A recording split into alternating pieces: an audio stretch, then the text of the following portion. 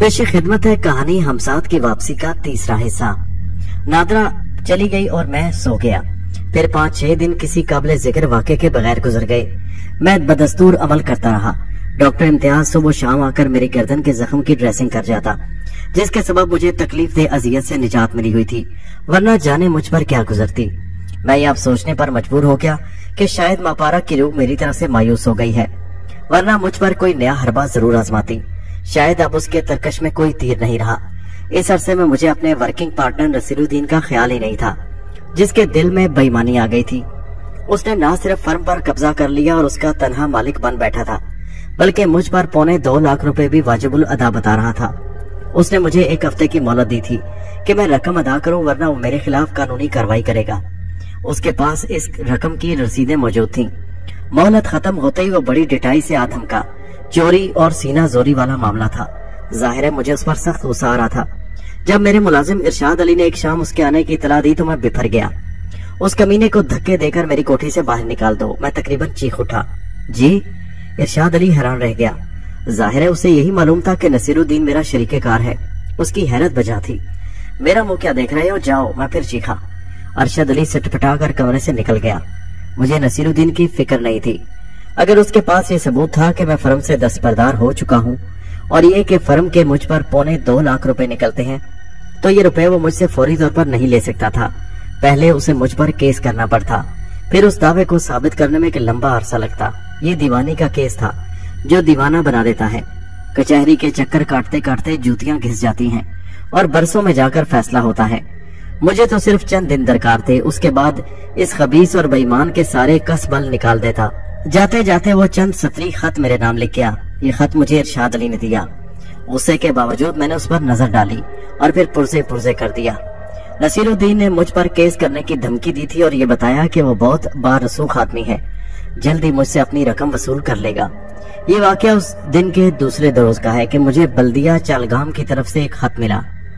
खत में लिखा था कि मैं फौरी तौर पर बल्दिया के मुतल्लिका हुकाम से मिलूं। मुझे इस तलबी पर बड़ी हैरत हुई। बहरहाल मैं अपना तजस्सुस दूर करने के लिए बल्दिया के दफ्तर पहुंच गया। उसकी एक वजह यह थी कि मुझे बल्दिया की तरफ से जो खत भेजा गया था उस पर अशद जरूरी दर्ज था। बल्दिया के दफ्तर पहुंचकर मुझे मुतल्लिका अफसर तक पहुंचने में ज्यादा देर न लगी। वो उधेड़ उम्र शख्स था और खदोखाल से चिड़चिड़े मिजाज का मालूम होता था। मैंने उससे अपना तारुफ कराया तो वो चुपते हुए लहजे में बोला, तो आप हैं शेख करामत, आ गए आप? जी जी, मैंने उसके तंज को नजरअंदाज करते हुए सुकून से कहा। तशरीफ रखिए। उसने सामने पड़ी हुई कुर्सियों की तरफ हाथ से इशारा किया। मैं एक कुर्सी पर बैठ गया और बोला, फरमाइए मुझे क्यों बुलाया है आपने? हफ्ते भर में 3 खत आपको लिखे जा चुके हैं। मालूम नहीं आप सरमायादार लोग अपने आप को क्या समझते हैं। वो मुंह बिगाड़ कर बोला, मगर जनाब मुझे तो ये पहला खत मिला है। मैंने एहतजाज किया। आप बिला सबब मेरी तरफ से बदगुमान हो रहे हैं। ये बताएं कि बात क्या है?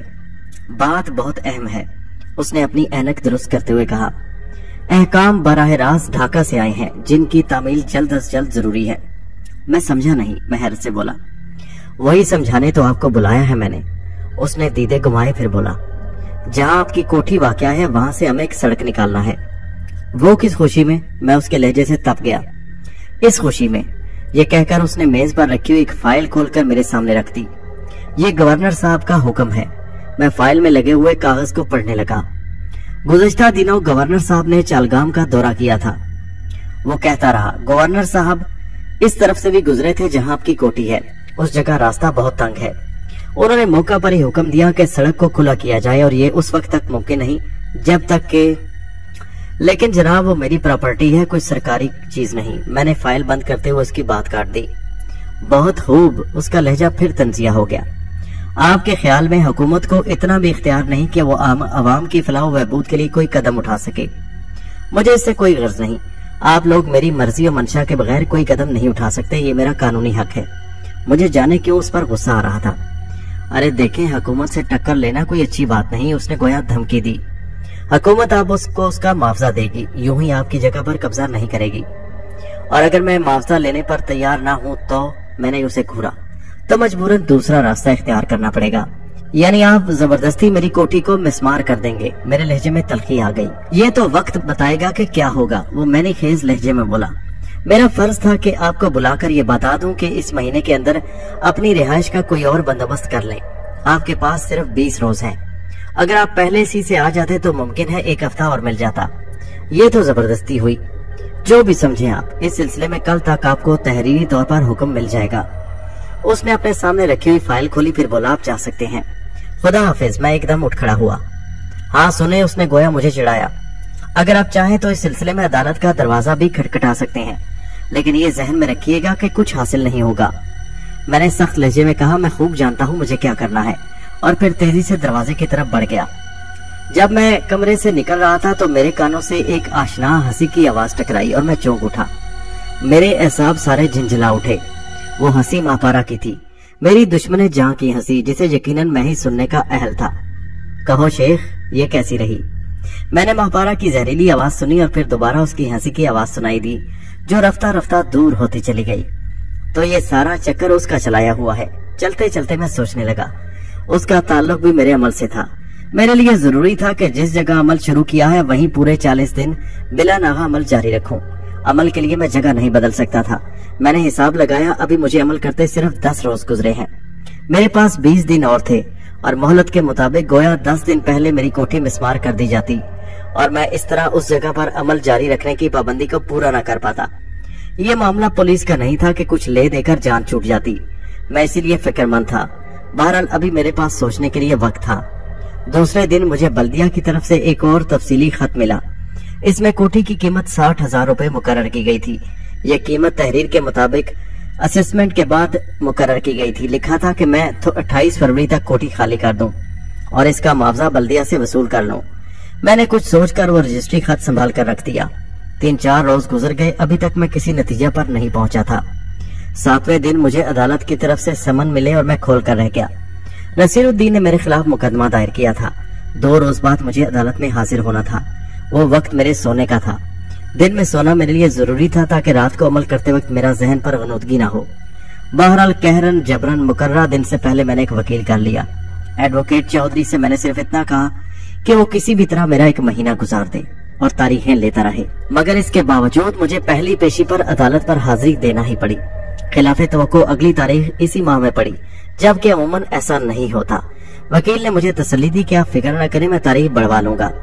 मुझे ना तो उस कोठी से कोई जज्बाती लगाव था कि वहीं सुकूनत पर इसरार करता, और ना ही नसीरुद्दीन ने मुझ पर जितनी रकम का दावा किया था उसकी परवाह थी। सारा मसला वक्त का था। वक्त किसी तरह मेरे हक में नहीं था। अब मेरे जहन में यह बात भी वाज़ेह होती जा रही थी कि नसीरुद्दीन का मामला भी खाली इल्लत नहीं था। इस सिलसिले में भी मापारा का हाथ मालूम हो रहा था। वो चाहे जितना बेईमान सही, मगर इतना दीदा दलीली का सबूत नहीं दे सकता था कि जो रकम मुझ पर वाजिबुल अदा नहीं, उसके लिए दावा दायर कर देता। बल्दिया की तरफ से दी जाने वाली मोहलत पूरी होने में 5 दिन बाकी थे कि मुसलसल सोचते आखिर मैंने एक राह निकाल ली। इसका दारोमदार बल्दिया वालों पर था कि वो मेरी तजवीज पर इत्तफाक करते या न करते। बहरहाल मैंने आखिरी कोशिश कर लेने में कोई हर्ज न समझा और बल्दिया के दफ्तर पहुंच गया। मुझे उस अफसर से मिलने के लिए पूरे 1 घंटा इंतजार करना पड़ा, जिससे पहले भी मैं मिल चुका था। मौसूफ किसी जरूरी मीटिंग में थे।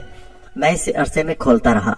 बहरहाल खुदा खुदा करके उसने मुझे अपने कमरे में बुलाया और कमरे में कदम रखते ही गोया मेरे तन बदन में आग लगा दी।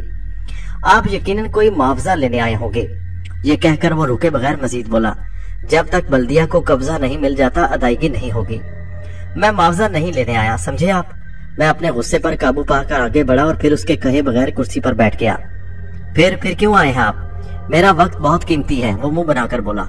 आपके कीमती वक्त का मुझे पूरी तरह एहसास है, लेकिन मैं भी घर से फालतू नहीं हूँ। कोई वजह है तो आया हूँ। अच्छा बयान करें। मेरी कोठी खासी बड़ी है। जाहिर है कि आपको सड़क ही खुली करनी है और इसलिए पूरी कोठी को गिराना जरूरी नहीं, मैंने खुद पर काबू पाते हुए कहा। फिर ये कोठी का निस्फ हिस्सा आपके लिए काफी होगा? नहीं, उसने इनकार में सर हिलाया। मगर क्यों?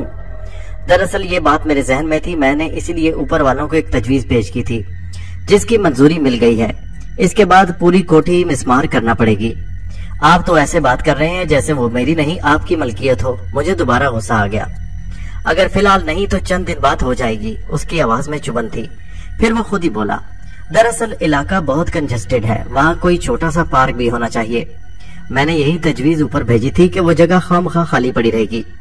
उससे तो ये बेहतर है कि वहाँ पार्क बना दिया जाए। अब सड़क को खुला करने के बाद जो जगह बचेगी वहीं पार्क बनेगा। मैंने कहा कि क्या ये तजवीज वापस नहीं ली जा सकती?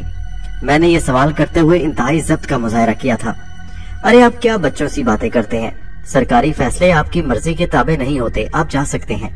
ख्वाम ने मेरा वक्त जाया किया। मुझे अब अदालत ही से रुजू करना पड़ेगा, ये कहकर मैं उठ खड़ा हुआ।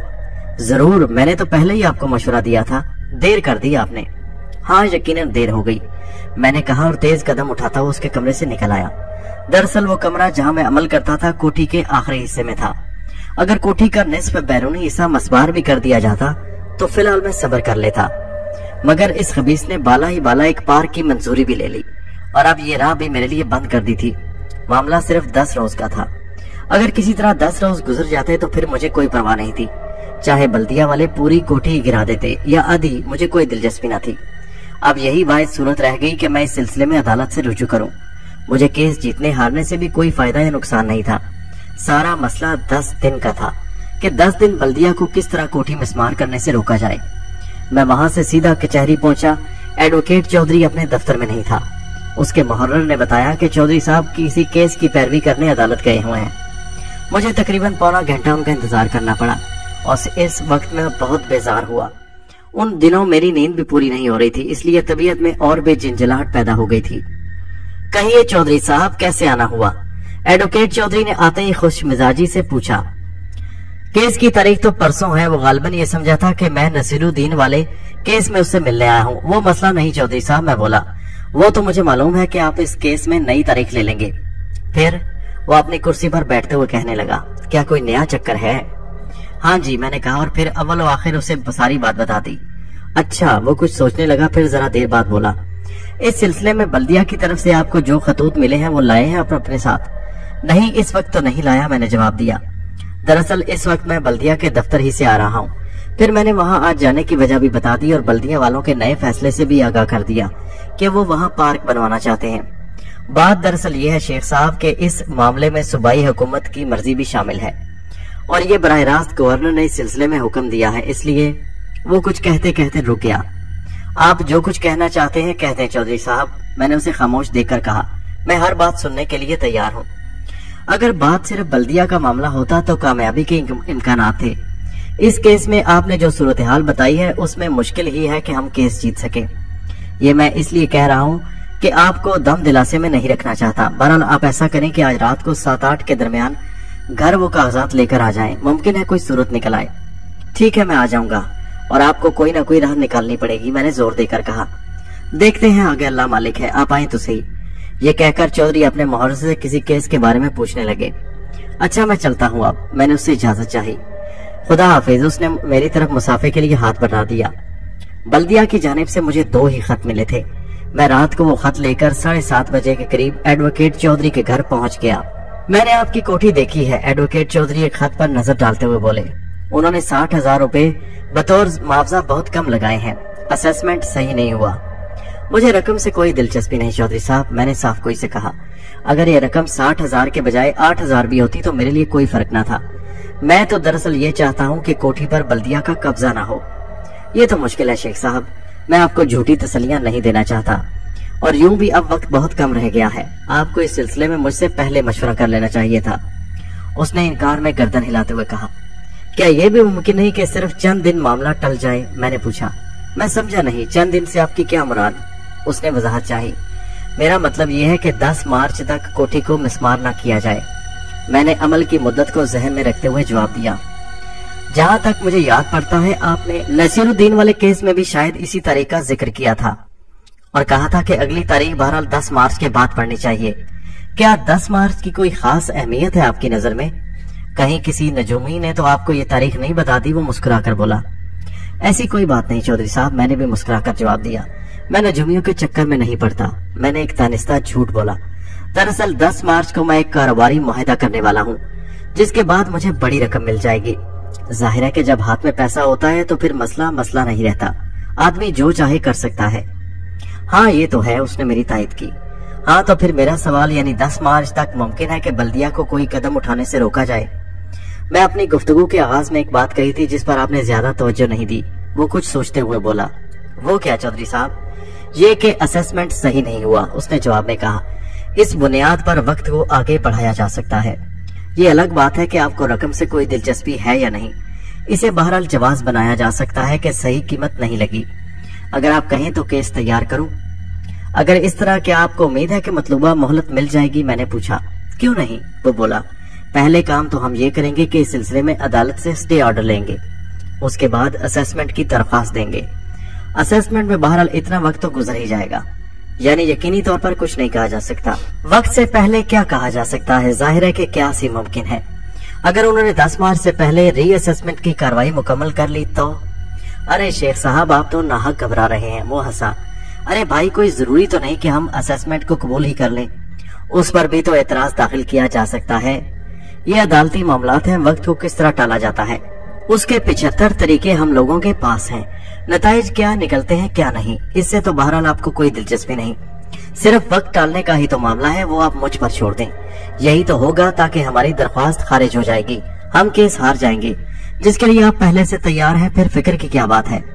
तो फिर ठीक है चौधरी साहब, आप केस तैयार करें, मैंने तवील सांस लेकर कहा। और फिर आज ही रात मुझे तैयारी करना पड़ेगी।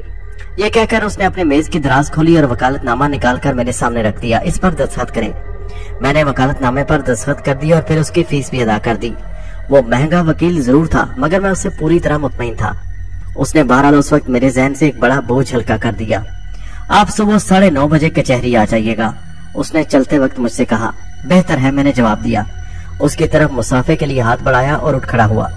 दूसरे दिन मुझे मजबूरी के तौर पर नींद की कुर्बानी देनी पड़ी और मैं वक्त पर कचहरी पहुंच गया, हालांकि मेरी आंखें नींद से बोझल हो रही थी। फिर जब एडवोकेट चौधरी ने उसी रोज अदालत से असेसमेंट स्टे ऑर्डर हासिल कर लिया तो मुझे सुकून हुआ। अब बल्दिया फौरी तौर पर मेरी कोठी को मिसमार नहीं कर सकती थी। चौधरी ने असेसमेंट की दरख्वास्त पर भी उसी दिन दे दी और उसी बुनियाद पर स्टे ऑर्डर मिला था। जुज़वी तौर पर माहपारा का ये हरबा नाकाम हो चुका था। उसके बावजूद न जाने क्यों मेरा दिल कुछ मुतमईन नहीं था। हर वक्त मुझे धड़का लगा रहता, खुदा जाने कब क्या हो जाए। इसी फिक्र ने मेरी सेहत पर बुरा असर डाला था। मैं तो पहले से ज़ेरे इलाज था और दवाओं के बल पर चल रहा था। इन वाकयात ने और मुझे तोड़कर रख दिया। दूसरे दिन सुबह जब डॉक्टर इम्तियाज मेरी गर्दन के जख्म की ड्रेसिंग करने आया तो मैंने उससे अपना चेकअप करवाया और शिकायत की। पहले की निस्बत में अब काफी जिस्मानी कमजोरी महसूस करने लगा हूँ डॉक्टर। मुझे यही तो हैरत है शेख साहब कि आप चलते फिरते कैसे हैं? डॉक्टर इम्तियाज बोला। आपका मर्ज आखिरी मराहिल में है और आपको आराम की शदीद जरूरत है। बस इन दिनों यही मुमकिन नहीं डॉक्टर, मैंने मुस्कुराते हुए कहा। अगर आप बुरा ना मनाएं तो मैं कहूँ कि रातों को जागना और इबादत करना छोड़ दें। आपकी सेहत इस बात की इजाजत नहीं देती। मैंने कहा सिर्फ चंद दिन की बात है डॉक्टर। मेरे मुंह से न जाने कैसे ये बात निकल गई। डॉक्टर इम्तियाज इस बात का और ही मतलब समझा और मुझे तसल्ली देने लगा। अरे ऐसी कोई बात नहीं शेख साहब, जिंदगी और मौत अल्लाह के इख्तियार में है। रिपोर्ट्स के मुताबिक तो आप मौजूदा हालत भी काबिल यकीन है कि आपको बिस्तर से हिलना नहीं चाहिए, मगर आप खुदा के फजल से चलते फिरते और सेहतमंद नजर आते हैं। मैं उसकी बात पर सिर्फ मुस्कुरा कर रह गया। मुझे मुस्कुराते देखकर लम्हा भर कर उसके चेहरे पर हैरत नजर आई। फिर वो भी ख्वामख्वाह मुस्कुराने लगा। जाहिर है कि उसे ये बात किस तरह मालूम हो सकती थी कि मैं चंद दिन की बात क्यों कह रहा हूँ। अमल करते हुए अब तक 26 दिन गुजर चुके थे और ये 27वीं शब का जिक्र है। सुबह होने से कबल मैं अपने कमरे से निकलकर हस्बे मामूल चौराहे पर रोटी रखने जा रहा था। अब तक मेरा अमल तमाम शराइत के साथ पूरी तरह जारी था।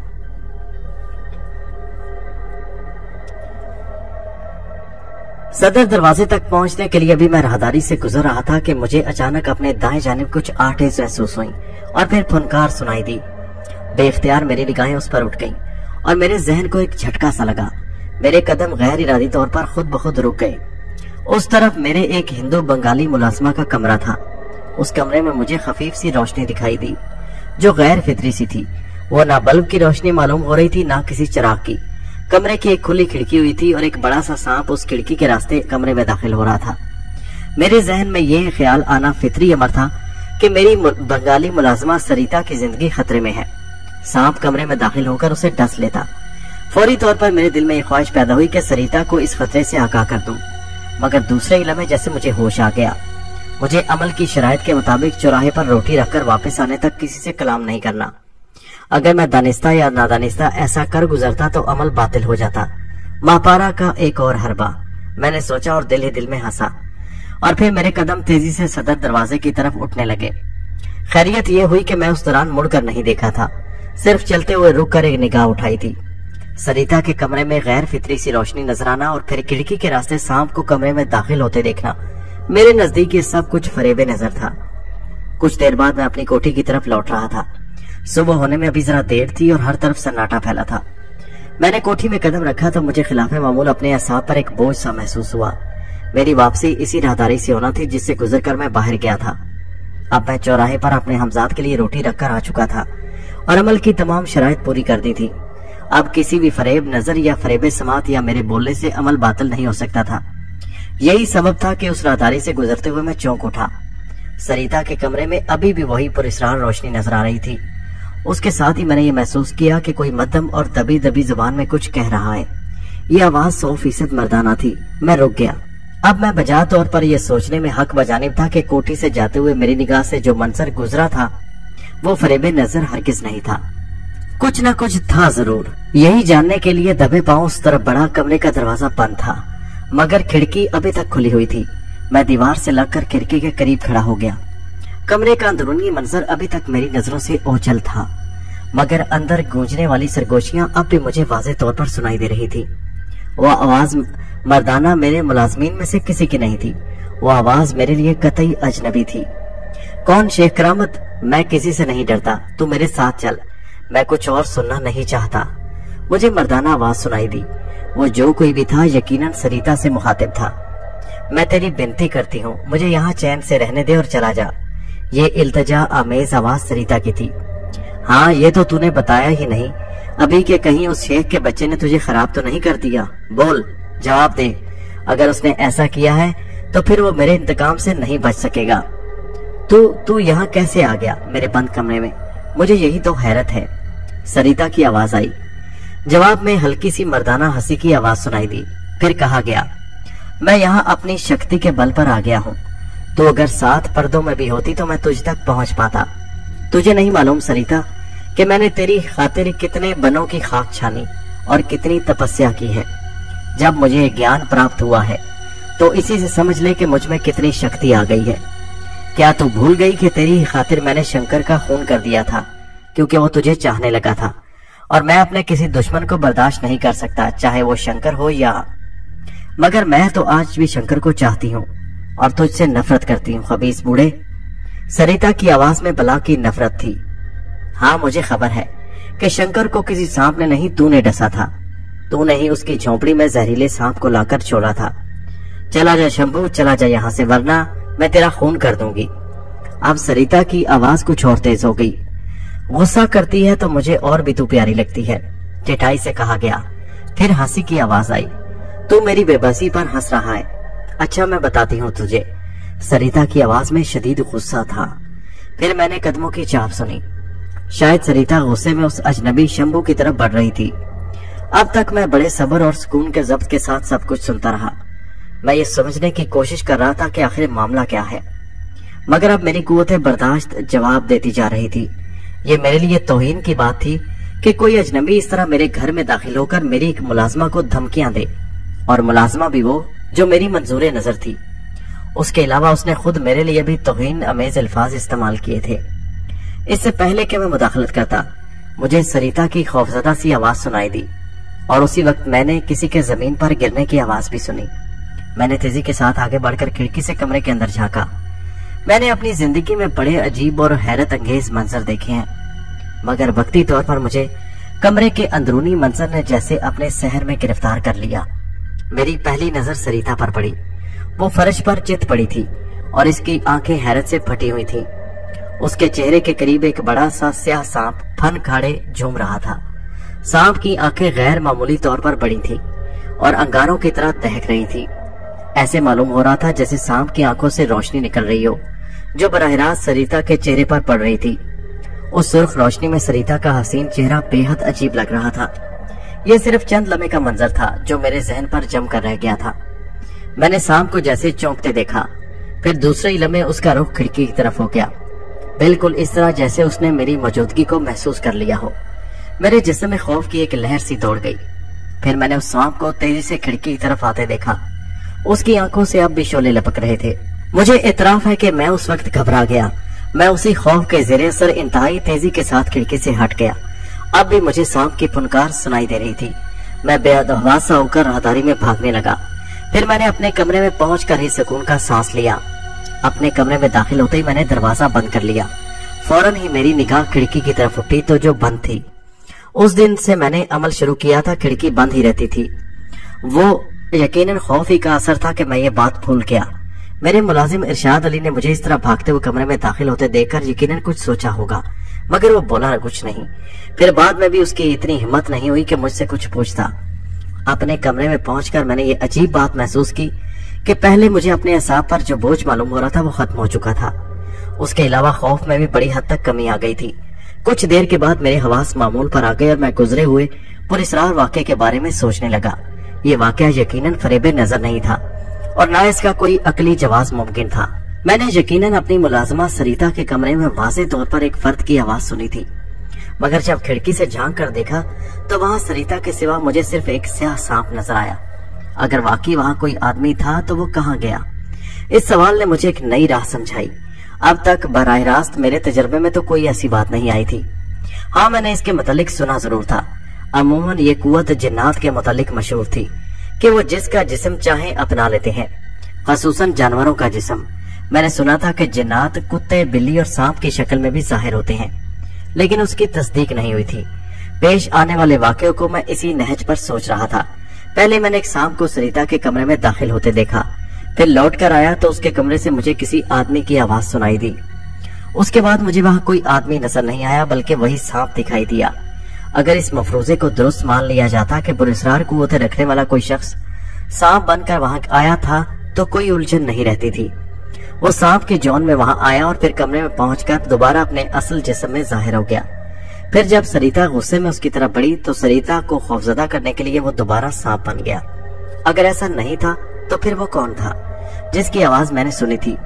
उससे कतई नजर सरिता के और उसके दरमियान जो गुफ्तगू हुई उससे भी यही जाहिर हुआ कि उस शख्स के पास कुछ पुरअसरार और गैर मामूली ताकतें जरूर हैं, जिसका उसने दावा भी किया था। सरिता के माजी के बारे में मुझे कुछ ज्यादा इल्म नहीं था और ना मैंने उसकी कभी जरूरत महसूस की थी। मुझे सिर्फ इतना मालूम था कि वो बंगाल के किसी गांव की है। अब से कई साल पहले मेरा मुलाजिम खास इरशाद अली उसे लेकर आया था और मैंने उसे पसंद कर लिया था। इरशाद अली को मालूम था कि मैं बदसूरत मुलाजमाओं को पसंद नहीं करता। इसके अलावा वो और बहुत कुछ भी जानता था। उसे मेरे ज़ौक और पसंद का पूरा अंदाजा था। अब सरिता की जो कहानी मुझ पर जाहिर हुई थी वो ये मुख्तसर थी कि वो किसी नौजवान शंकर से इश्क करती थी, जिसे एक बूढ़े शख्स शंभू ने रकाबत दुश्मनी में कत्ल कर दिया था। सरिता उस बूढ़े से नफरत करती थी और ये नफरत अब भी बरकरार थी। शंकर के कत्ल के बाद मुझ तक वो कैसे पहुंची और दरमियान में कितना अरसा गुजरा, क्या वाकयात उसे पेश आए, किन हालात से गुजरना पड़ा, ये सब कुछ अभी तारीकी में था। दरमियानी कड़ियां गायब थीं। इन कड़ियों को जोड़ने की सूरत सिर्फ यही थी कि मैं इस सिलसिले में सरिता से कुछ पूछता। उस पूछने की जरूरत यूं भी थी कि उस शख्स ने सरिता से एक ऐसी बात भी पूछी थी जो मुझे खटक गई थी। उसके ये अल्फाज अब मेरे कानों में गूंज रहे थे कि कहीं उस शेख के बच्चे ने तुझे खराब तो नहीं कर दिया। अगर उसने ऐसा किया है तो मेरे इंतकाम से नहीं बच सकेगा। ये सूरत हाल बहरहाल मेरे लिए तशवीशनाक थी। फिर मेरे लिए यह बात भी एक मुहिम्मा थी कि मेरी मौजूदगी को महसूस करके वो वहां मजीद क्यों नहीं ठहरा, मेरी तरफ क्यों लपका। बैठे बिठाए ख्वामख्वाह मेरा एक दुश्मन पैदा हो गया था और अगर मेरे अंदाजे दुरुस्त थे तो वो दुश्मन मेरे लिए खतरनाक साबित हो सकता था, खसूसन ऐसी सूरत में जबकि मेरा अमल अभी पूरा नहीं हुआ था। अगर हमजाद दोबारा मेरे काबू में आ जाता तो यकीनन मैं उससे निमट सकता था। मुझे उसकी तरफ से खौफजदा होने की इतनी जरूरत नहीं थी, मगर फिलहाल सूरत हाल मुख्तलिफ थी। इस दौरान में फजर का वक्त हो गया। मैंने नमाज पढ़ी और फिर हल्का सा नाश्ता करके सोने को लेट गया। सरिता से गुफ्तगू को मैंने सोकर उठने तक मौकूफ कर दिया। मैं अभी लेटा ही था कि इरशाद अली ने डॉक्टर इम्तियाज के आने की इत्तला दी। वो मेरी हिदायत पर सुबह ही सुबह आ जाता ताकि मेरी नींद खराब ना हो। वो ड्रेसिंग करके चला गया तो मुझे सोने में ज्यादा देर न लगी। रात भर जाग कर यूं भी जल्दी नींद आ जाती है। दोपहर को सोकर उठने के बाद हस्बे मामूल मैंने नहाया, लिबास तब्दील किया, नमाज पढ़ी, खाना खाया, फिर कुछ देर आराम किया। उसके बाद इरशाद अली को बुलाया। इरशाद अली क्योंकि रात के वक्त कमरे के दरवाजे पर मुतय्यन रहता था, इसलिए उसने अपने मामूलात भी वहीं रखे थे जो मेरे थे। वो निहायत खिदमत गुजार और फरमाबरदार था और मैं उसे खिदमत गुजारी का पूरा सिला भी देता था। आवाज देने के बाद वो फौरन अंदर आ गया। जरा सरिता को बुलाकर लाओ, मैंने उसे हुक्म दिया। जी जनाब। वो कुछ मुतज्जिब सा होकर बोला और फिर मुड़ गया। اس کے تعجب کی یہی وجہ ہوتی کہ میں نے خود ہی پہلے اسے یہ حکم دیا تھا کہ کسی بھی ملازمہ کو میرے کمرے میں داخل نہ ہونے دے۔ اسی سبب میرے کمرے کی صفائی بھی ان دنوں وہی کرتا تھا۔ کچھ دیر بعد ارشاد علی پھر کمرے میں داخل ہوا، مگر اس کے ساتھ سریتا نہیں تھی۔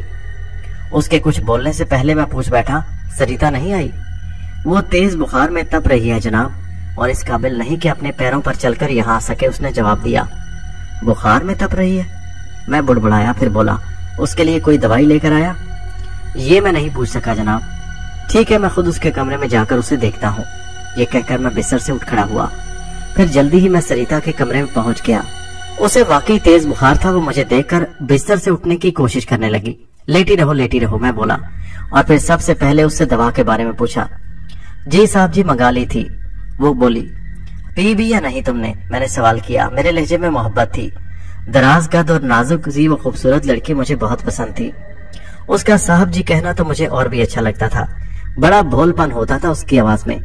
وہ خوراک پی ہے پر ابھی کوئی فرق نہیں پڑا صاحب جی، اس نے میرے سوال کا جواب دیا۔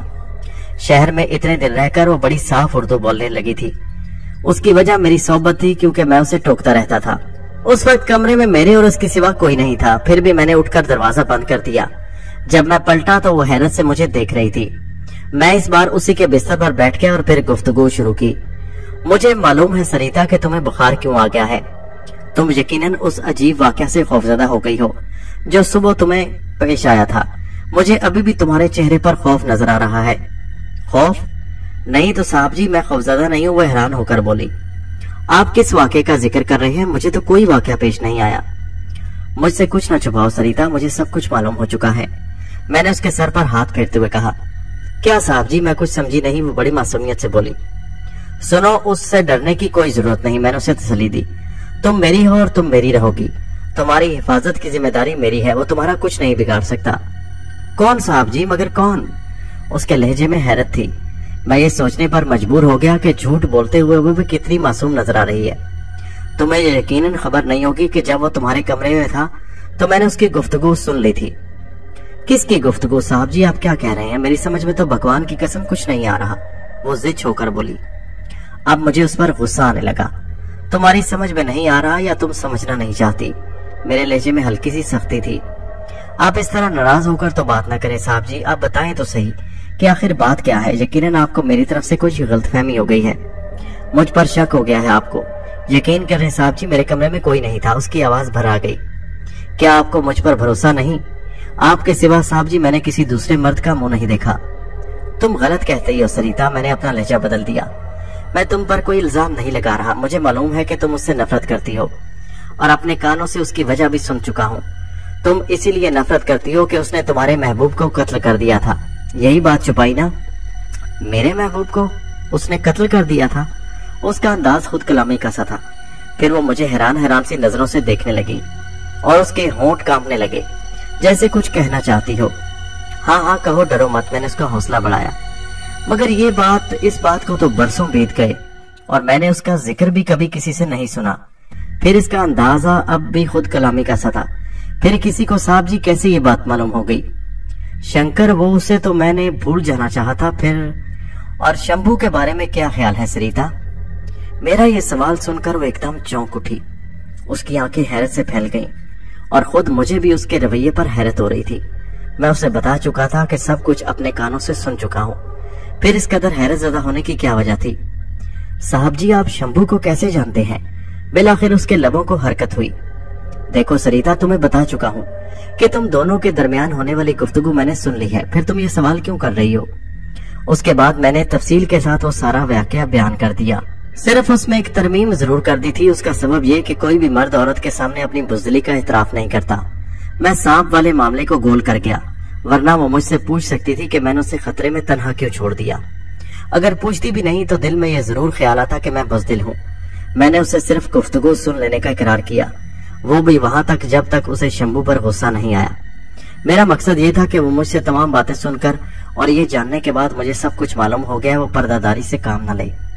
میں نے اس دوران میں یہ بات محسوس کی کہ وہ میری باتوں کو بڑی دلچسپی اور حیرت سے سن رہی تھی، جیسے وہ باتیں اس کے لیے نئی ہو۔ اگر وہ اداکاری کر رہی تھی تو یقیناً کمال درجے کی اداکاری تھی۔ میں پورا واقعہ بیان کر چکا تھا۔ اس نے شدید حیرت کا اظہار کیا उसके चेहरे पर भी हैरत और उलझन के आसार थे। मुझे तो कुछ खबर नहीं साहब जी। हाँ, ये जरूर ताज्जुब की बात है कि मैं सोई तो बिस्तर पर थी, लेकिन जब आंख खुली तो मैं जमीन पर थी। सरिता, मेरे लहजे में सख्ती आ गई। क्या मैं झूठ बोल रहा हूँ? क्या मैं गलत कह रहा हूँ कि तुम किसी शंकर से मोहब्बत करती थी? और क्या ये भी गलत है उसे शंभू ने कत्ल कर दिया था? यही तो मुझे हैरत है साहब जी कि ये बातें सच हैं। मगर शंभू वो रात को तो मेरे पास नहीं आया। सरिता के लहजे से जाहिर होता था कि वो झूठ नहीं बोल रही। मगर मैंने जो कुछ देखा और सुना था उसे क्या करता? फिर ये कि सरिता इन बातों की तस्दीक भी कर रही थी। माजी में उसके महबूब को कत्ल कर दिया गया था। मेरा जहन उलझ कर रह गया। सरिता को आखिर मुझे झुठलाने की क्या जरूरत थी? आपको शायद मेरी बात पर यकीन नहीं आएगा साहब जी, सरिता बोल उठी।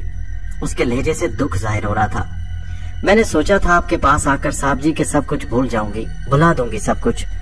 शायद मेरा माजी मुझे एक बार फिर मेरा माजी मेरी रूह में निश्तर उतारना चाहता है साहब जी। उसकी आवाज भर आ गई। मैं उसके चेहरे का जायजा लेने लगा। उसके चेहरे पर वही मासूमियत और हुस्न था जिसका मैं दीवाना था। ठीक है सरिता, मैंने तवील सांस लेकर कहा, भूल जाओ इन बातों को जो भी मैंने तुमसे की हैं। तुम आराम करो, मैं चलता हूँ। नहीं साहब जी, आप अभी न जाएं। उसने मेरा हाथ पकड़ लिया। मुझे मालूम है कि आपको मेरी बात पर यकीन नहीं आया। भगवान की इस धरती पर आप साहब जी मुझे सबसे प्यारे हैं। मैं आपकी सौगंध खाती हूँ साहब जी के शंभू रात को मेरे कमरे में नहीं आया। ये कहते हुए उसकी बड़ी बड़ी आंखें छलक पड़ी। मैंने कहा ना सरिता, तुम इस वाक़े को भूल जाओ। मुझे उस पर मोहब्बत आने लगी। मुमकिन है बीमारी के सबब इस वक्त तुम्हारा हाफजा काम न दे रहा हो और तुम्हें बाद में सारी बातें याद आ जाए, लेकिन फिलहाल अपने जहन को परेशान न करो। भगवान करे ऐसा ही हो, वो भराई हुई आवाज में बोली। फिर आप मुझे झूठा तो नहीं समझेंगे ना साहब जी? अरे झूठा तो मैं तुम्हें अब भी नहीं समझ रहा। हाँ, कुछ ऐसी बात जरूर है जो इस वक्त मेरी समझ में नहीं आ रही। क्या साहब जी? उसने बड़ी मोहब्बत से पूछा। ये समझ आ जाए तो फिर झगड़ा क्या था? मैं आहिस्ता से उसकी दिलजोई के लिए हंसा, फिर बोला, अब जाने दो ना। हाँ, एक बात और बता दें साहब जी। बोलो। ये आपने इरशाद अली से कहा कि वो मुझे आपके कमरे में नहीं आने देता। क्या आपने? अरे सिर्फ तुम्हारे लिए नहीं, मैंने सभी के लिए कहा था। मगर क्यों साहब जी? क्या अब आपका जी भर गया है मुझसे? अरे फिर तुम अपनी बातें करने लगी। मैंने सभी के लिए कहा था। इसकी कोई वजह तो होगी ना साहब जी? हाँ वजह है। क्या वजह है? उसने अपनी आदत के मुताबिक बोलपन से पूछा। कुछ दिन और की बात है, मैंने उसे तसल्ली दी कि फिर वही शब व रोज होंगे जो पहले थे। जाहिर है कि मैं उसे असल वजह नहीं बता सकता था। फिर वो मजीद सवालात करने लगी कि मैं रातों को जाग जाग कर क्या और क्यों पढ़ता हूँ। उसके बाद मापारा की लाश के बारे में दरियाफ्त करने लगी जो उसने भी अपनी आंखों से देखी थी। वो काफी दिन बाद तन्हाई में मुझसे मिली थी, इसलिए उसके जहन में जो तजस्सुस था उसे दूर करना चाहती थी। मैंने कहा, सरिता फिलहाल मुझसे कोई सवाल न करो। मैं तुम्हारे किसी सवाल का कोई जवाब नहीं दे सकूंगा। मैंने साफ कोई से कहा दिया और फिर उठ खड़ा हुआ। इस बार सरिता ने मुझे नहीं रोका और मैं उसके कमरे का दरवाजा खोलकर बाहर निकल आया। वहां से अपने कमरे में आने के बाद मैंने दीवाने हाफिज निकाला और उसका मुतालिया करने लगा। हाफिज का कलाम मुझे बहुत पसंद था। उसे पढ़कर तबीयत में एक फरत और ताजगी महसूस होने लगती। मगर उस वक्त मेरा दिल उसके मुताले में भी न लगा। मेरा जहन एक बार फिर हालिया वाक़े की तरफ मुंतकिल हो गया और मैंने दीवान बंद कर दिया। सब कुछ अपनी आंखों से देखने और सुनने से कानों के बावजूद मुझे यकीन न आया कि सरिता मुझसे झूठ बोल सकती है। वो ऐसी लड़की नहीं थी, लेकिन उसे सच बोला था। फिर मैं अपने मुशाहिदे को किस तरह झुठलाता? अचानक मेरे जहन में ख्याल आया, शंभू बहरहाल पुरस्कार कुव्वतों का मालिक था। ये भी तो मुमकिन था कि पर्दापोशी की खातिर उसने सरिता के जहन से इस वाक़े को खुरच दिया हो, ताकि सरिता के हाफजे में ये वाक़या ही मौजूद ना हो और इस सिलसिले में वो किसी की मदद न हासिल कर सके। ये बात मेरे इल्म में थी कि किसी को हिप्नोटाइज करके उसके जहन में जो बात बिठा दी जाए, होश में आने के बाद वही बात जहन में रहती है। किसी मामूल को ये हुक्म दिया जा सकता है कि होश में आने के बाद वो मौजूदा वाक़े को भूल जाएगा और फिर ऐसा ही होता है। आमिल अगर टेलीपैथी भी है तो ये हुक्म जहनी तौर पर दिया जा सकता है और अगर नहीं तो जुबानी वो ये काम अंजाम दे सकता है। मेरी मौजूदगी में शंभू ने सरिता को कोई ऐसा जुबानी हुक्म नहीं दिया था। मुमकिन है मेरे वहां से आने के बाद उसने ऐसा किया हो, या फिर ये कि वो टेलीपैथी भी हो। ये नामुमकिन बात बहरहाल नहीं थी। अगर मेरे मफरूजात दुरुस्त थे तो इस मामले में कोई पेच नहीं था। इस मामले पर सोचो बेजार से ये जरूर हुआ कि मेरा जहन एक नतीजे पर पहुंच गया और उससे मुझे सुकून महसूस हुआ।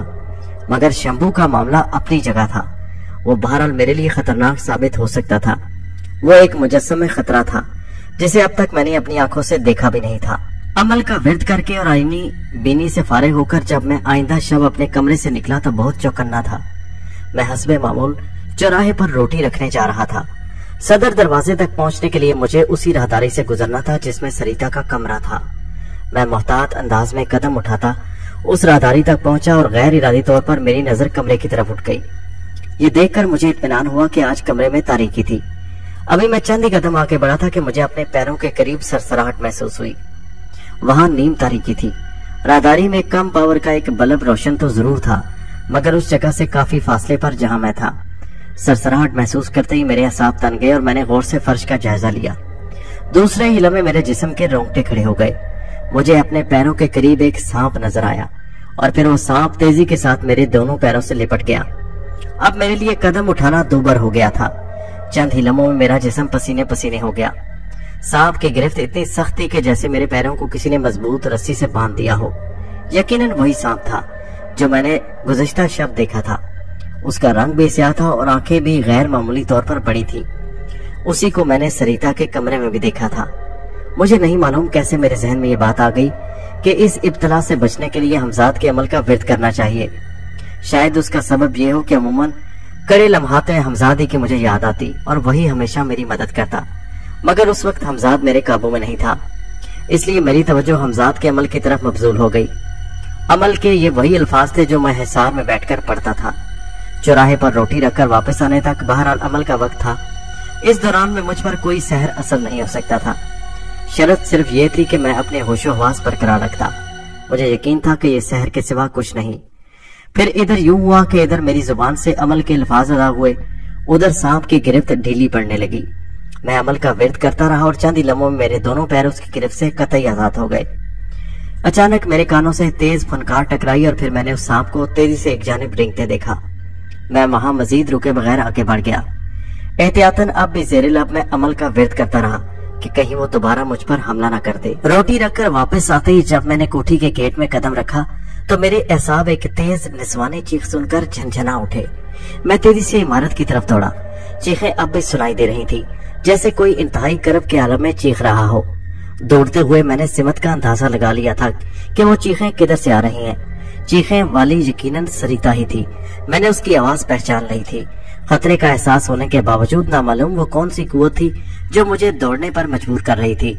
मैं दौड़ता हुआ वहां पहुंचा तो सरिता के कमरे का दरवाजा बंद था, अलबत्ता खिड़की खुली हुई थी। अपने सांस को काबू में रखते हुए मैंने खिड़की से अंदर झांका। वो मंजर बड़ा ही अजियतनाक और हैरान कुन था। चंद लम्हे को मैं गुमसुम खड़ा रह गया। सरिता फर्श पर पड़ी थी और वही सांप उसे बार बार डस रहा था।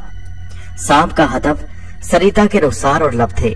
कभी वो सरिता के होंठों पर फन मारता, कभी रुखसारों को निशाना बनाता। सरिता के चेहरे की जिल्द नीली पड़ गई और वो मुझे बड़ी अजीब नजर आ रही थी। सांप की आंखों से निकलने वाली सुर्ख रोशनी उसके नीले चेहरे पर मरकूज थी। अब सरिता की चीखें दम तोड़ती जा रही थी। मुझे यकीन था कि मेरे अलावा कम से कम इरशाद अली ने वो चीखें जरूर सुनी होगी, फिर वो इस तरफ क्यों नहीं आया? कोई और नहीं तो इरशाद अली यकीनन इस वक्त बेदार था, क्योंकि वो मुझे नाश्ता कराने के बाद सोता था। मेरी समझ में नहीं आ रहा था कि क्या करूं तो क्या करूं। मेरी अकल जैसे गुम होकर रह गई। फिर याद आया कि हमजाद के अमल के विर्द से मैं उसको एक मर्तबा ज़ेर कर चुका हूं और ये अब से कुछ देर पहले ही की बात थी, जब वो मेरे पैरों से लिपट गया था। उस वक्त मेरे जहन के किसी गोशे में ये बात नहीं थी कि अब अमल का वक्त गुजर चुका है। अमल के अल्फाज मेरे जुबान पर आ गए, मगर इस बार कुछ न हुआ।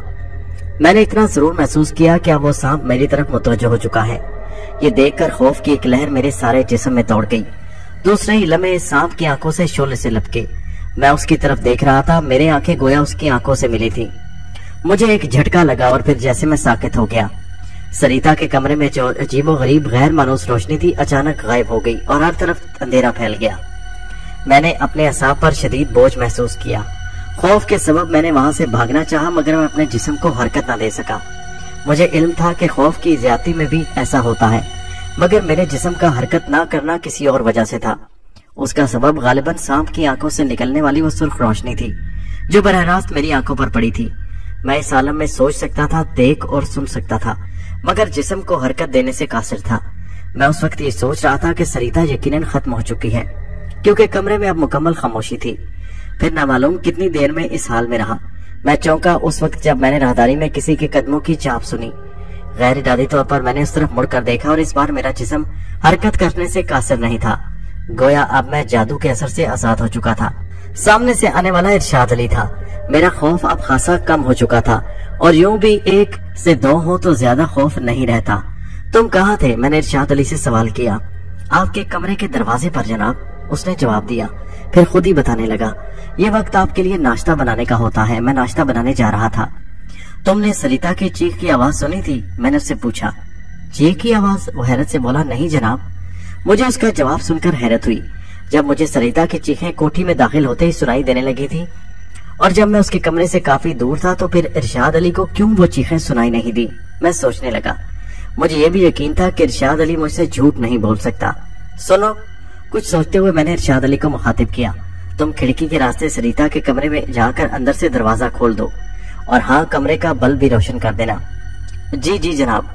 उसने कदरे हैरत से मेरी तरफ देखा और फिर आगे बढ़ा। शायद उसके जहन में यह होगा कि कमरे का दरवाजा दस्तक देकर भी खुलवाया जा सकता था, मगर उसे क्या खबर थी कि कमरे का दरवाजा खोलने वाली अब इस दुनिया से रुखसत हो चुकी है। मैं एक तरफ हट गया और इरशाद अली मेरी हिदायत पर अमल करने लगा। वो खिड़की के रास्ते अंदर कूद गया और फिर चंद ही लम्हे बाद कमरे में रोशनी हो गई। उसके बाद इरशाद अली अंदर से दरवाजा खोलकर बाहर आ गया। उसके चेहरे पर हैरत के आसार थे। मैं लपक कर कमरे के दरवाजे पर पहुंचा मगर फौरी तौर पर अंदर दाखिल नहीं हुआ।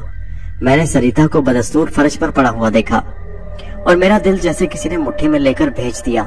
पहली ही नजर में मुझे वो मुर्दा नजर आई, लेकिन मैं दूसरे ही लम्हे चौंक उठा। मैंने उसके जिस्म को खफीफ सी हरकत से सांस की आमदोशत को महसूस कर लिया, गोया अभी वो जिंदा थी। फिर मेरी तवज्जो उसके चेहरे की तरफ हो गई तो मुझे और हैरानी हुई। उसके चेहरे का रंग अब नीला नहीं था। मैं उसकी तरफ बढ़ा और करीब जाकर फिर उसका जायजा लिया। उसके चेहरे पर मुझे कोई निशान नजर नहीं आया।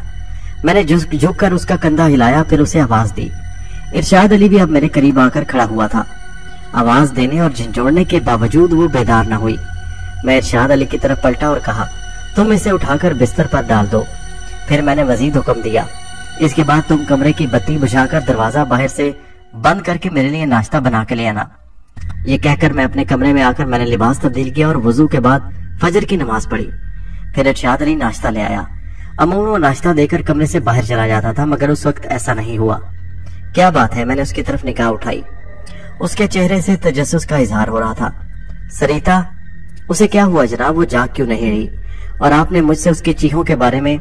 इरशाद अली, मैंने सख्ती के साथ उसकी बात काटी, अपने काम से काम रखो और इन बातों में अपना दिमाग न लड़ाओ, समझ गए? जी जनाब, समझ गया। वो सर हिलाने लगा और फिर कमरे से निकल गया। मुझे ये जानकर खुशी हुई थी कि सरिता जिंदा थी, लेकिन अभी मेरी फिक्र उसकी तरफ से कम नहीं हुई थी। आवाज देने और झंझोड़ने के बावजूद उसका बेदार न होना मेरी समझ में नहीं आया था। मैंने नाश्ता कर लिया तो इरशाद अली बर्तन उठाकर ले गया। अब सुबह हो चुकी थी और मैं एक बार फिर सरिता के कमरे में जाना चाहता था, मगर उससे पहले डॉक्टर इम्तियाज आ गया। जब वो मेरी गर्दन के जख्म की ड्रेसिंग कर रहा था तो कहने लगा, शेख साहब, हैरत है कि अभी तक जख्म जूं का त्यों है, जरा भी नहीं भरा। मैं उसकी बात का क्या जवाब देता, सिर्फ हूं हां करके रह गया। तकरीबन 1 महीना हो गया था, कुछ तो फर्क होना चाहिए। डॉक्टर फिर बोला, अब आप अपना काम किए जाएं, शिफा देना अल्लाह के इख्तियार में है। मैंने बात को टालने के लिए कहा। जाहिर है कि मैं उससे ये तो नहीं कह सकता था कि जब तक अमल पूरा नहीं हो जाएगा यही हाल रहेगा। ड्रेसिंग तो महज उस हिस्से को सुन रखने के लिए कराई जा रही थी। हाँ ये तो है, डॉक्टर मेरी बात के जवाब में बोला। फिर पूछा, आप दवाएं तो वक्त पर खा रहे हैं ना? हाँ बिल्कुल, मैंने कहा। मैं इस मामले में कोताही नहीं करता। फिर जाने कैसे मेरी जुबान पर दिल की बात आ गई। बस कुछ रोज की बात है और डॉक्टर साहब इंशाल्लाह आप मुझे सेहतयाब देखेंगे। आपके यकीन और खुद एतमादी हैरत अंगेज है शेख साहब। वो बोला, इसी खुद एतमादी से आपने बीमारी को शिकस्त दी है। हाँ शायद यही वजह है, मैं जिंदगी से कभी मायूस नहीं हुआ, मैंने बड़े एतमाद से कहा। इस दौरान मैं वो ड्रेसिंग कर चुका था। ड्रेसिंग से कम ये फायदा जरूर था कि मैं इंतहाई शदीद जिस्मानी कर्बोजियत से बच गया था, जो यकीनन मेरे लिए नाकाबिले बर्दाश्त थी। डॉक्टर इम्तियाज के जाने के बाद मैं कमरे से निकला। हर चंद के ये मेरे सोने का वक्त था, मगर सरिता की तरफ से मैं बहुत फिक्रमंद था। मुझे उसकी तरफ से तसल्ली हो जाती तो फिर सुकून से सोता। कमरे का दरवाजा मुझे बंद नहीं मिला। इसका मतलब यही था कि सरिता अभी तक इसी हाल में थी। मैंने अंदर दाखिल होकर देखा तो अभी तक बेसुध पड़ी थी। सरिता, सरिता, मैंने बिस्तर के करीब पहुंचकर उसे आवाज दी। उसकी आवाज सुनकर मेरा दिल खुशी से धड़क उठा। मैंने तेजी से झुककर उसे झिंझोड़ा। क्या हुआ? वो आंखें खोलते ही हैरत से बोली। उसकी हसीन आंखों में सुर्ख सुर्ख डोरे तैर रहे थे। साहब जी आप वो एकदम उठ बैठी और फिर दोनों हाथ बढ़ाकर बड़ी तौबा शिकन अंगड़ाई दी। उसका नाजुक सा जिस्म किसी कमान की तरह खींच गया और इस कमान से निकले हुए तीर मेरे सीने में तराजू हो गए। मेरे जज्बात की दुनिया जेर जबर होने लगी। मैंने महसूस किया कि अगर मैं मजीद वहां रुका तो शायद खुद पर काबू ना पा सकूं और ये इंतहाई खतरनाक थी। ये सोचते ही मैं पलटा और फिर तेजी के साथ दरवाजे की तरफ बढ़ा। साहब जी क्या हुआ? उसने मुझे आवाज दी। मैं उसे क्या बताता कि क्या हुआ? कुछ नहीं, बस मैं तुम्हें देखने आया था कि तुम्हारा बुखार उतरा या नहीं। मैंने उसकी तरफ देखे बगैर रुककर कहा। तो बैठे ना साहब जी। उसकी दिलकश आवाज जैसे मुझे अपनी तरफ खींचने लगी थी। नहीं, अब मैं चलूंगा, मेरे सोने का वक्त है। ये कहकर मैं उसे मजीद कुछ कहने का मौका दिए बगैर कमरे से बाहर निकल आया। मेरे जज्बात का हिजान अभी भी कम नहीं हुआ था। रह रहकर मेरी आंखों में वो मंजर घूम रहा था जब उसने हाथ उठाकर अंगड़ाई ली थी। फिर और बहुत से मंजर याद आने लगे जो उसकी और मेरी खलवतों के अमीन थे। मेरी हालत एक ऐसे शख्स की थी जो दरिया किनारे प्यासा खड़ा हो। अपने कमरे की तरफ तेज तेज कदम उठाते मुझे यगाना चंगेजी का एक शेर याद आ गया जो हस्बे मामूल था। बंदा वो बंदा जो दम न मारे, प्यासा खड़ा हो दरिया किनारे। जज्बाती हिजान में मुब्तला होने का बड़ा सबब ये था कि उन दिनों हमजाद के अमल की वजह से मद्दा लबो आरज से किनारा कशी थी, वरना अपना जनू खिजियां तो मिसाल थी। कौन ऐसी मारू हो गया जो नजर में चढ़कर नजर से छुप गया हो और मैंने उसके हुजूर में हदीसे इश्क न कही हो। अगर मेरा ये हाल ना होता तो शायद मैं अभी कुछ और सरिता के पास रुकता। मैं कभी कभी उसे अजराहे तनफस तबे बंगाल का बोलता जादू भी कहता था। जादू वो जो सर चढ़कर बोले, और अव्वल ऐसा ही हुआ। उस जादू से मैंने अपनी खिलवतों को बहुत आबाद किया था, इतना कि तबीयत सैराब हो गई। मगर फिर ये आज मुझे क्या हो गया था? मैं अपने कमरे में बिस्तर पर लेटा इसी सवाल का जवाब तलाश कर रहा था। शायद इसकी वजह ये थी जो मैं अभी बयान कर चुका हूँ। कभी कभी यूं भी होता कि पढ़ी हुई कहानियां और बार बार सुने शेर अच्छे लगते हैं, इतने अच्छे कि आदमी झूमने लगता है। मैं कुछ देर वहां और ठहर गया होता तो यकीनन सरिता से ये जरूर पूछता कि क्या आज रात की भी कोई बात उसके हाफजे में नहीं, मगर मुझे कम ही यकीन था कि उसे कुछ याद होता। मैं अपनी आंखों में एक देखे हुए ख्वाब की हसरत लिए सो गया। सरिता एक देखा हुआ ख्वाब ही था और इस ख्वाब के रंग बारहा मेरे वजूद को अपनी पनाह में ले चुके थे। इस रोज दोबारा मैं सरिता से नहीं मिला। हाँ, मुझे उसकी फिक्र जरूर थी। आने वाली रात के दामन में इस मजबूर और बेबस लड़की के लिए जाने कितने अजाब हों। मुझे शंभू से सख्त नफरत महसूस हो रही थी जो इस अजाब का जिम्मेदार था। वो मेरे नजदीक खामकारों में से था। इश्क तो इसार और मोहब्बत का गुदाज होता है, इसमें आजार कहा। अगर शंभू को वाकई सरिता से इश्क होता तो उसे अजियत न पहुंचाता। इतनी अजियत के सरिता चीख उठती। यकीनन ये जुल्म था। मेरी बदकिस्मती ये थी कि फिलहाल शंभू के जुल्म से सरिता को बचाने का कोई रास्ता मेरी समझ में नहीं आ रहा था। रात को खाना खाकर अमूमन मैं टहलता था। उस रात टहलते हुए भी मैं सरिता के बारे में सोच रहा था। सरिता मेरे घर की चारदीवारी में थी, मेरी पनाह में थी। उसकी हिफाजत मेरी जिम्मेदारी थी। मुझे क्या करना चाहिए? इस सवाल के जवाब की तलाश में मेरे कदम जैसे खुद ब खुद सरिता के कमरे की तरफ उठने लगे। अभी तो मुझे शंभू की दुश्मनी का वाज़ेह सबब भी मालूम नहीं। मुमकिन है कि मुझे सरिता के माजी का कुछ इल्म हो जाता तो शायद मैं कोई और रास्ता निकाल सकता। मैं वहां पहुंचा तो उसके कमरे का दरवाजा खुला हुआ था, बत्ती चल रही थी, मगर वो कमरे में नहीं थी। मैंने कमरे से निकलकर इधर उधर निगाह दौड़ाई तो मुझे एक मुलाजिम नजर आया। वो बावर्ची खाने से निकल रहा था। मैंने उसे आवाज देकर अपनी तरफ मुतवज्जो किया। उस राहदारी से बावर्ची खाने का दरवाजा नजर आता था।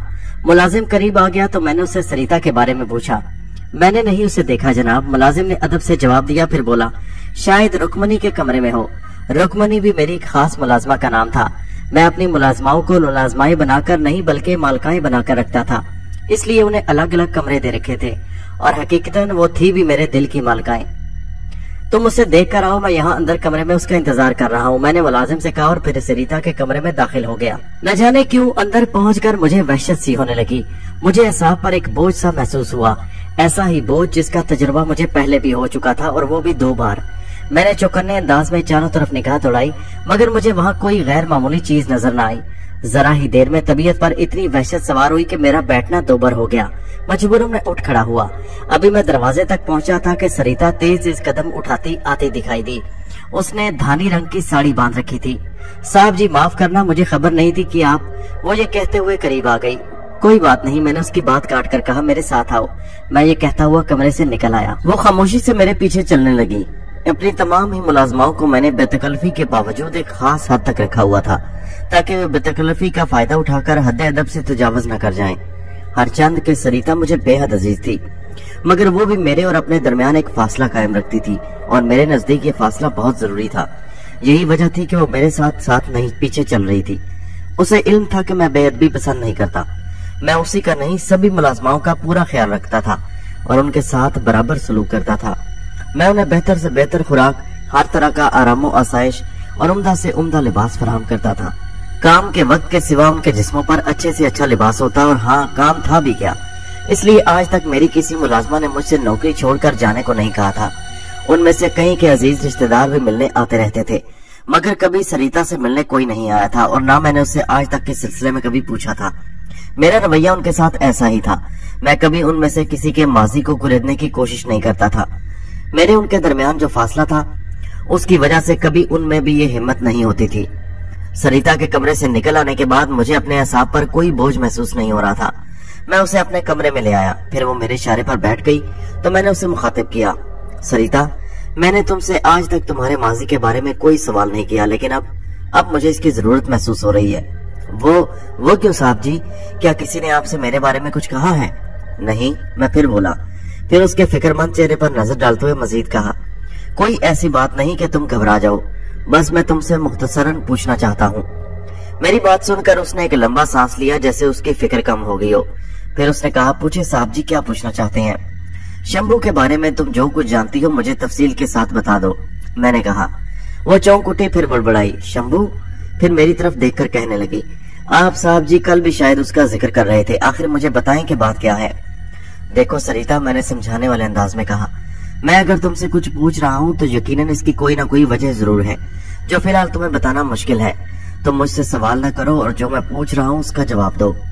ठीक है साहब जी, अब मैं कुछ नहीं पूछूंगी, सरिता ने कहा, और फिर ठंडा सांस भरकर बोली, मुझे नहीं मालूम साहब जी कि शंभू हमारे गांव में कहां से आया था। मैं गांव के छोटे से मंदिर आते जाते उसे देखती थी। उसकी कुटिया मंदिर के करीब ही थी, कच्ची कुटिया, सरिता बताने लगी। फिर वो चंद लम्हे को खामोश हो गई, जैसे भूली बिसरी यादों को अपने हाफिजे में ताजा कर रही हो। मैंने उस दौरान उसे नहीं टोका। उसकी निगाहें बस एक तरफ उठी थी। जरा देर के बाद वो फिर अपने माजी के वर्क पलटने लगी। उसकी कुटिया में अक्सर बड़े जोगी योगी और साधु संत आया जाया करते थे। एक बार ये हुआ कि मेरी सबसे छोटी बहन बीमार हो गई। मेरे बाबा ने बिसात भर उसका इलाज करवाया। वो मेरी बहन को शहर ले जाते थे जेसोरा, वहाँ उन्होंने उसे अस्पताल में दिखाया। उसकी बीमारी समझ में नहीं आती थी। जाने किसने एक दफा शंभू का जिक्र किया कि उसके पास कुछ जड़ी बूटियां और दवाएं हैं। वो खुद जंगल में जाकर जड़ी बूटियां तलाश करता है और फिर उनसे दवाएं बनाता है। कई लोगों को उसकी दवा से फायदा हो चुका था। मेरे बाबा बहुत बूढ़े थे, उनसे मेरी बहन उठती नहीं थी। वो जयसुरा भी जाते थे तो मेरे किसी भाई को साथ ले जाते थे।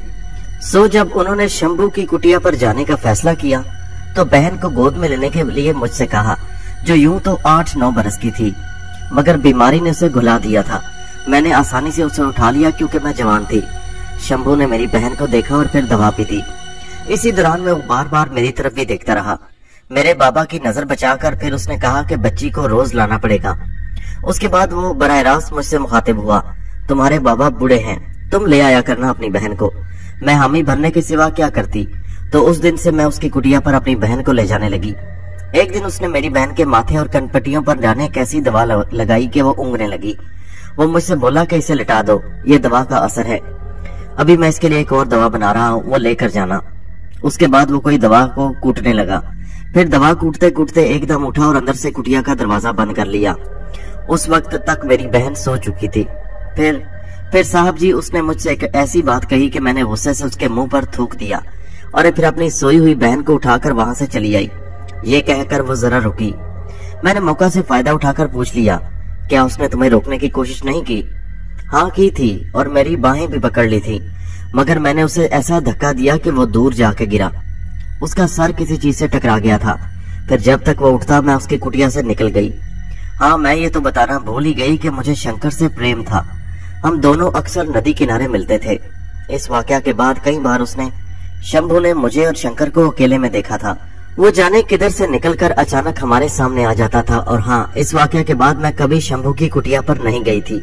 सरिता कहती रही, मैंने घर वालों को कुछ नहीं बताया था, और बता दी भी कैसे, ऐसी शर्म की बात। फिर एक रोज शंभू मुझे रास्ते में मिल गया। उस वक्त मैं अकेली थी। उसने फिर मुझसे वही बेहयाई की बातें की और कुटिया पर आने को कहा। मेरे मुंह में जो आया मैंने उसे सुना दिया। यूं भी वो बूढ़ा था और मेरे बाबा की उम्र का था। जवाब में उसने मुझे धमकी दी और ये भी कहा कि तू जिससे प्रेम करती है वो मेरी बद्दुआ से जल्दी ही मर जाएगा। तू मेरे सिवा किसी और की नहीं हो सकती। मेरा तो खून खोल उठा साहब जी। फिर इससे पहले कि मैं उसका और अपना खून एक कर लेती, वो लंबे लंबे डग भरता हुआ मंदिर की तरफ चला गया। उस दिन के बाद मैंने शंभू को उसकी कुटिया के बाहर साधुओं की तरह आसन जमाए बैठे हुए तपस्या करते देखा। मैं मंदिर आते जाते समय उसे भोर समय इसी हाल में देखती। फिर कुछ ही दिन बाद वो वाकया हो गया जिसके मुतालिक सुनकर शंकर हंस पड़ा था। मैंने उससे कुछ नहीं छुपाया कि शंभू कितना कमीना है और उसने मुझसे क्या कहा था। शंकर को पहली बार ये सब कुछ सुनकर बहुत गुस्सा आया और वो अपनी झोंपड़ी से गंडासा निकाल लाया था और कहा था कि मैं अभी शंभू के टुकड़े किए देता हूँ। उसने तुझसे ऐसी बात कही तो कैसे कही? बड़ी मुश्किल से मैंने उसे रोका था और अपने प्यार की कसम देकर वादा लिया कि वो शंभू से नहीं भिड़ेगा। फिर उसके बाद शंभू ने मुझे ये धमकी दी थी कि मेरा शंकर उसकी बद्दुआ से मर जाएगा। शंकर ने ये सुनकर उसे मोटी सी गाली दी, फिर हंसने लगा और कहा था कि वो उल्लू का पटा क्या खुद को भगवान का अवतार समझता है। और फिर साहब जी वही हुआ जिसका मुझे डर था। शंकर को उसकी झोंपड़ी में सांप ने डस लिया और वो हमेशा के लिए मुझसे बिछड़ गया। मगर नहीं साहब जी, मुझे यकीन है कि शंभू ही ने उसकी झोंपड़ी में जहरीले सांप को छोड़ा होगा। ये सदमा मेरे लिए इतना शदीद साबित हुआ कि सचमुच में अपने हवास खो बैठी। फिर मैं कब और किस तरह इस पागलपन में अपने गांव से निकलकर दर बदर भटकती रही मुझे कुछ याद नहीं। मैं कहाँ गई, किसके पास रही और मुझ पर क्या बीती, मुझे कुछ होश न था। फिर मेरे हवास वापस आए तो मैंने खुद को ढाका में देखा। उससे मुझे मालूम हुआ कि मैं उससे सफर के दौरान में एक ट्रेन के डब्बे में मिली थी और ये वाकया पिछले बरस का था। वो बूढ़ा बहुत शरीफ था। उसने मुझे अपनी बेटी बना लिया था और अस्पताल में मेरा इलाज भी कराया था। दुनिया में ऐसे लोग भी होते हैं साहब जी। वो गरीब जरूर था पर उसका दिल अमीर था। उसने मेरी विपदा सुनी तो उसे बड़ा दुख हुआ। उसने पैसा जोड़कर किराए का बंदोबस्त किया और फिर मुझे लेकर मेरे गांव पहुंचा ताकि मेरे घर वालों के हवाले कर दे। मगर साहब जी, उसकी आवाज भर आ गई। मैंने कुछ देर उसके बोलने का इंतजार किया और उसके चेहरे का जायजा लेता रहा। उसके पलकों के गोशे भीग गए थे। जब वो खामोश ही रही तो मजबूरन मैंने उसे टोका। साहब जी, वो मेरा गांव नहीं था। ये वो कहकर सिसक उठी। वो तुम्हारा गांव नहीं था? मैं हैरत से बोला। हाँ साहब जी। वो अपनी साड़ी के पल्लू से आंसू पोंछते हुए कहने लगी, वो जो मेरा गांव था ना साहब जी, वो तो पिछले साल बाढ़ में बह गया था और उसी के साथ मेरा घर, मेरे बाबा, भाई, माँ और बहन सभी कुछ बहा कर ले गया। उनमें से किसी की लाश भी नहीं मिली। अब तो वो गांव मेरे लिए बिल्कुल नया और अजनबी था। वहाँ अब और ही लोग रहने लगे थे और ही घर थे। वहाँ कुछ भी तो था नहीं वहाँ। फिर उस बूढ़े ने अगर मेरे सर पर बाप बनकर हाथ ना रखा होता तो शायद साहब जी मैं फिर पागल हो जाती। तो फिर तुम अपने उस मौसिन के साथ ढाका वापस आ गई? मैंने पूछा। हाँ साहब जी। उसने इकरार में सर हिलाया। तुम्हें याद है कि जब तुम्हें अपने गांव पहुंची तो क्या वहाँ शंभू था? मैंने अपनी दानिश्त में अहम सवाल किया। मैं अपनों की तलाश में गई थी वहाँ साहब जी, दुश्मनों की तलाश में नहीं। उसने जवाब दिया और उसका जवाब कतई दुरुस्त था। फिर यह भी मुमकिन है कि आते जाते उस पर तुम्हारी नजर पड़ी हो। मैंने कहा। गांव की आबादी ही कितनी है? नहीं साहब जी, मुझे अच्छी तरह याद है। वो बोली, अगर शंभू वहाँ रहा भी होगा तो मैंने उसे नहीं देखा। जहाँ तक मेरा ख्याल है वो पापी भी बाढ़ में बह गया होगा। मैं सरिता को कैसे बताता कि वो पापी बाढ़ में नहीं बहा बल्कि अभी जिंदा है। सरिता की इस बात से ये भी जाहिर हो गया कि गुज़श्ता शब का हौलनाक वाकया भी उसके जहन में महफूज नहीं। मगर इस सिलसिले में कुछ दरियाफ्त करने से पहले मुझे एक और बात याद आ गई कि अभी उसकी दास्तान हयात का आखिरी बाब बाकी है। यही सोचकर मैंने कहा, तुम अपने मौसिन के साथ ढाका में थी तो फिर तुम चलगाम कब और कैसे आई? रहीम बाबा के साथ ही मैं चलगाम आई थी, उसने बताया। ढाका में बाबा बहुत परेशान था। कभी उसे कोई काम मिल जाता और कभी छूट जाता। उसके किसी दोस्त ने उसे चलगाम का मशवरा दिया तो वहीं गोदी में खासा काम है। बाबा मुझे साथ लेकर कुछ दिन के बाद चलगाम आ गया। वो बूढ़ा था और उससे ज्यादा बोझ नहीं उठता था, मगर अपने और मेरे पेट का दोज़ख भरने के लिए उसे बोझ उठाना पड़ता था। मैं उससे बहुत जिद करती थी कि मुझे भी वो मेहनत मजदूरी करने दे, मगर वो नहीं मानता था और कहता कि जब तक बाप जिंदा है उसकी बूढ़ी हड्डियों में बोझ उठाने का दम है, बेटी को काम नहीं करने देगा। रहीम बाबा ने वाकई बाप बनकर दिखाया और फिर वो खून थूक थूक कर मर गया। मैं एक बार फिर भरी दुनिया में अकेली रह गई साहब जी। फिर मैं अपना पेट भरने के लिए मछलियां बेचने लगी। गोदी के करीब ही बाबा ने झोंपड़ी डाल ली थी और हम वहीं रहते थे। वहां और भी झोंपड़ियां थी। ताजा मछलियां खरीदने वाले लोग उन्हीं झोंपड़ियों के करीब छोटे से बाजार में आते थे। यही पहली बार मेरी मुलाकात इरशाद अली से हुई और फिर वो मुझे यहाँ ले आया। सरिता अपनी दास्ताने हयात सुनाकर खामोश हो गई। मैं दिलचस्पी से सारी बात सुन रहा था। दोस्तों, ये कहानी जारी है। इसका अगला हिस्सा नेक्स्ट वीडियो में मुलाहिजा कीजिए।